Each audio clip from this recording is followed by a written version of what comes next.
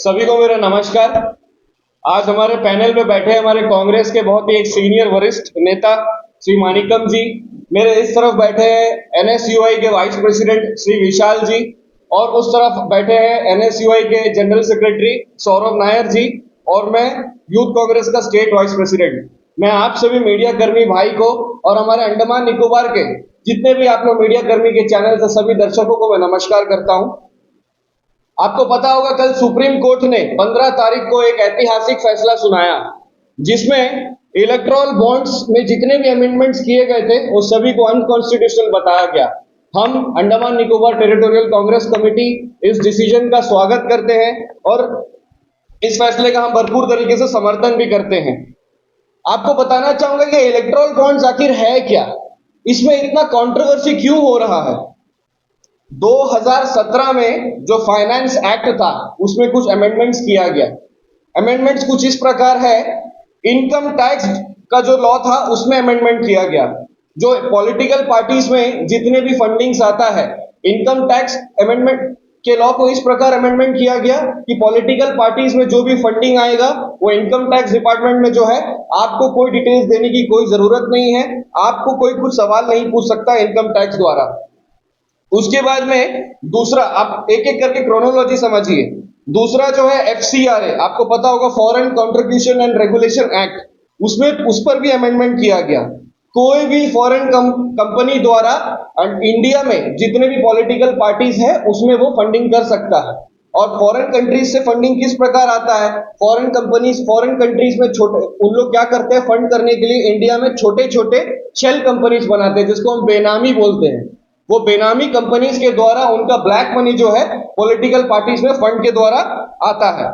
और इसी तीसरा सबसे मुख्य और अहम अमेंडमेंट जो इस फाइनेंस एक्ट में किया गया वो ये था कि जो कैश ट्रांजैक्शंस होता था जो फंडिंग्स में, उसको हटाने के लिए इन्होंने क्या किया, एक कागज बनाया जिसको बोलते हैं इलेक्टोरल बॉन्ड। अब इलेक्टोरल बॉन्ड जो है ये सेम मनी, इसको बोलते हैं पेपर मनी। ये जो है ये 1000 रुपीज से लेकर 10,000 rupees, 1 lakh up to 1 crore आपको ये जो बॉन्ड्स है आपको स्टेट बैंक ऑफ इंडिया में मिल जाएगा, और आप जो है इन बॉन्ड्स के द्वारा पॉलिटिकल पार्टीज में फंडिंग कर सकते हो। पहले कैसा था कि कोई भी कॉर्पोरेट कंपनी अगर किसी पॉलिटिकल पार्टी में फंडिंग करता है तो वो अपना मैक्सिमम नेट प्रॉफिट के 3 साल का नेट प्रॉफिट में से मैक्स टू मैक्स 7.5% तक ही डोनेट कर सकता था। लेकिन अब जो इलेक्टोरल बॉन्ड्स आ गया है, इन बॉन्ड्स के द्वारा, इन बॉन्ड्स का सिस्टम ही ऐसा बनाया गया, मान लीजिए कोई XYZ कंपनी है, वो हमारे कोई पॉलिटिकल पार्टी को फंडिंग करना चाहता है, वो सीधे SBI के पास में जाएगा। क्योंकि इसमें एक और सबसे खास चीज ये है जो इस एक्ट में था कि परचेजर और बायर कौन उस बॉन्ड को ले रहा है और कौन सा पार्टी उस बॉन्ड को इनकैश कर रहा है, ये दोनों चीजों को जो है गुप्त रखा जाएगा। इसीलिए जो 7.5% मैक्सिमम 3 साल में कोई कंपनी दे सकता था, उनको एक फायदा ये हो गया कि उन लोग अभी इस इलेक्टोरल बॉन्ड के द्वारा अनलिमिटेड फंडिंग कर सकते हैं। एक XYZ company up to 1 crore unlimited number of bonds खरीद सकता है, जिसका जो डिटेल्स है ना बैंक किसी को शेयर करेगा, क्योंकि परचेजर एंड बायर उनका डिटेल्स को गुप्त रखा जाएगा। और ये जो है सरकार ने ये इलेक्टोरल बॉन्ड्स की जिम्मेदारी जो है ये दिया है स्टेट बैंक ऑफ इंडिया को। और आपको बताऊंगा ये सिस्टम कैसा है। स्टेट बैंक ऑफ इंडिया के पास में इलेक्टोरल बॉन्ड के एकदम कोने में एक सीक्रेट कोड रहता है, जो डिटेल सिर्फ और सिर्फ स्टेट बैंक ऑफ इंडिया के पास में ही रहेगा। हम लोगों को यह बताया गया कि सिस्टम ऐसा बनाया है कि पूरा बायर एंड परचेजर का डिटेल्स आइडेंटिटी जो है वो रिवील नहीं किया जाएगा, लेकिन सिर्फ स्टेट बैंक इकलौता ऐसा बीच में मीडिएटर है जिसके पास में सारा डिटेल रहेगा, परचेजर कौन है और उसको किसने इनकैश करवाया। इसीलिए सबसे पहला क्या है, जो कॉर्पोरेट कंपनीज जो फंडिंग करेगा इलेक्टोरल बॉन्ड्स के द्वारा किसी पॉलिटिकल पार्टी को, वो फंडिंग करेगा। उसके बाद में वो पार्टी जो है वो सत्ता में आएगा। सत्ता में आने के बाद में वही पॉलिटिकल पार्टी से वो ऐसे पॉलिसीज बनवाएगा जिससे उसको रिटर्न में फेवर मिल सके। तो ये पूरा जो है ये डेमोक्रेसी नहीं है, ये पॉलिटिकल नेक्सस है जो इलेक्टोरल बॉन्ड्स के द्वारा ये जो है ब्लैक मनी को व्हाइट करना और इन रिटर्न में फंडिंग के इन रिटर्न में फेवर्स लेना। अहम मुद्दा ये है कि आज भारत देश में आपको पता होगा कि भारत देश का जो पॉपुलेशन है वो 140 करोड़ के आसपास है। 140 करोड़ जो आज इस देश की आबादी है, लेकिन अप टू 50% जो आप ये बीजेपी सरकार द्वारा दिया हुआ आंकड़ा मैं आपको बताता हूं कि 80 करोड़ लोग जो है फ्री राशन लेते हैं सरकार से। ऐसा देश जिसमें 80 करोड़ लोग जो है वो फ्री राशन सरकार से लेते हैं, लेकिन पॉलिटिकल पार्टीज में जो फंडिंग आता है वो 10-10, 12-12 हजार करोड़ तक आता है। इसका क्या मतलब है? लोग, कोई आम जनता तो फंडिंग नहीं कर रहा होगा, खासकर पॉलिटिकल पार्टी में। जाहिर सा बात है कि इसमें फंडिंग कोई बहुत बड़े कंपनीज, बहुत बड़े कॉर्पोरेट्स, बिजनेसमैन ही फंडिंग करते होंगे। और बिजनेसमैन पॉलिटिकल पार्टी में फंडिंग क्यों करेगा? क्योंकि इन रिटर्न उनको फेवर मिलेगा और ऐसे पॉलिसीज बनाएगा जिसमें उनको इन रिटर्न में टेंडर मिल सके और उनका मुनाफा हो सके। ये सारे जो भी है कैश फ्लो को रोकने के लिए इलेक्ट्रल बॉन्ड्स, जब ये सिस्टम आया था तो कांग्रेस पार्टी इकलौता एकमात्र ऐसा पार्टी था जिसने इस चीज के ऊपर में सबसे पहला आपत्ति जताया और सबसे पहला कंसर्न जताया।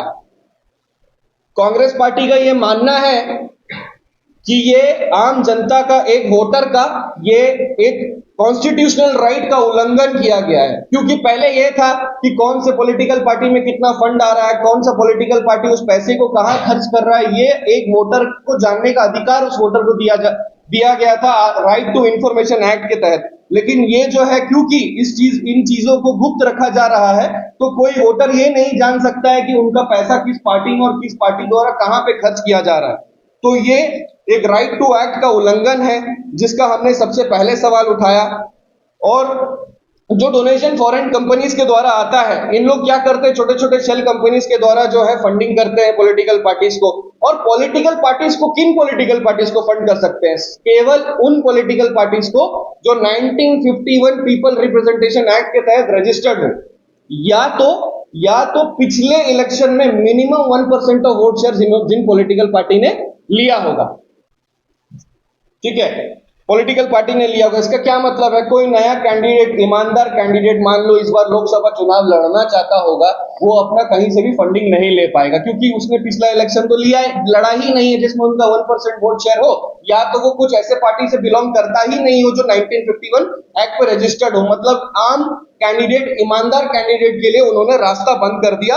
और सिर्फ बीजेपी ने एक ऐसा सिस्टम बनाया कि जितना भी पैसा आए, जितना भी फंडिंग आए, आपको पता होगा ये 2018 से लेकर 2021 तक जितने भी फंडिंग आए, लगभग 14,000 करोड़ तक फंडिंग आया है पॉलिटिकल पार्टीज के पास में, जिसमें बीजेपी के पास में more than 90%, near about 5,200 crore का फंडिंग आया है। Near about 5,200 crore. एक आम वोटर के अकाउंट में अगर कहीं से भी 1,000-2,000 रुपए अगर अलग से आ जाता है, तो वो जब इनकम टैक्स फाइल करने जाता है तो उसको उसका हिसाब देना पड़ता है। एक आम इंसान के अकाउंट में अगर कुछ ज्यादा पैसे अगर आ जाता है तो उसके पीछे कल इनकम टैक्स, ईडी, सीबीआई सब लग जाएगा। लेकिन एक पॉलिटिकल पार्टी के पास में हजारों करोड़ फॉरेन से आता है, हजारों करोड़ अननोन सोर्सेस से आता है, लेकिन उससे पूछने वाला कोई ईडी नहीं, कोई सीबीआई नहीं, कोई सीआईडी नहीं, कोई इनकम टैक्स नहीं। ये कैसा कानून बनाया गया है? और इसीलिए आपको पता होगा ये जो ऐतिहासिक फैसला जो सुप्रीम कोर्ट द्वारा कल दिया गया है, हम इसका स्वागत करते हैं। और क्योंकि कांग्रेस पार्टी ने इस फैसले का स्वागत किया और कल हम खुशी मना रहे थे, आप जानकर बड़ा शॉक हो जाओगे कि डेमोक्रेसी का आज इस तरीके से मजाक उड़ाया जा रहा है। क्योंकि कल हमने खुशी मनाया, हमने इस फैसले का स्वागत किया, हमने इस फैसले का समर्थन दिया, और आज सुबह कांग्रेस पार्टी का नेशनल में से 3 अकाउंट्स को जो है फ्रीज कर दिया गया है। अब ठीक लोकसभा चुनाव के पहले एक नेशनल पार्टी का 3 अकाउंट्स को फ्रीज कर देना, जबकि आपको पता होगा हमारे नेता राहुल गांधी जी जो है भारत जोड़ो न्याय यात्रा कर रहे हैं, उनको फंडिंग कहां से आएगा? हमारा संगठन चलाने का जो पैसा है वो पेमेंट हम कहां से करेंगे? आप बोलिए, लोकतंत्र का किस तरीके से खाला कोटा जा रहा है? इससे ज्यादा मैं चाहूंगा कि हमारे जो सीनियर लीडर है वो 2 शब्द कहे आप लोगों के सामने। क्या सारा बात तो हमारा अभिभूषण जी ने बताया है। और ये इलीगल ट्रांसैक्शन का जो है सुप्रीम कोर्ट ने जो है रद्द कर दिया है। तो वो बहुत बड़ा अच्छा स्टेप लिया है सुप्रीम कोर्ट ने, अच्छा एक ऑर्डर दिया है। तो ये एक जो है बहुत बड़ा आपका जो है परिवर्तन आएगा। ये जो गलत ट्रांसैक्शन जो है, ये जो सरकार जो है, अभी वर्तमान सरकार जो है, बीजेपी का सरकार, उन्होंने खुद जो है ऐसा तरह एक कानून बना के इलीगल तरीका से पैसा कैसा खरीदे लेना है, वो उसका जो है कथन करना, उसके लिए एक वो इलीगल को जो है लीगल करा के एक कानून लेके आके ऐसा तरह किया। लेकिन इसका बहुत अच्छा स्टेप जो है सुप्रीम कोर्ट ने ऑर्डर कर दिया, इसका रद्द कर दिया है। उसका जो है कांग्रेस पार्टी ने जो है स्वागत करता है। और साथ साथ में जो है और ये सब इलीगली करा के और जो है छोटा मोटा कार्यकर्ता का ऊपर में जो है ईडी को लगा रहे हैं, सीबीआई को लगा रहे हैं, जो भी जो है गलत काम जो है सरकार कर रहे हैं, उसको भी जो है हमारा Congress party Andaman Nicobar territorial Congress committee जो है कंडम करता है। इसी का साथ साथ में जो है हम समाप्त करता हूँ। Thank you.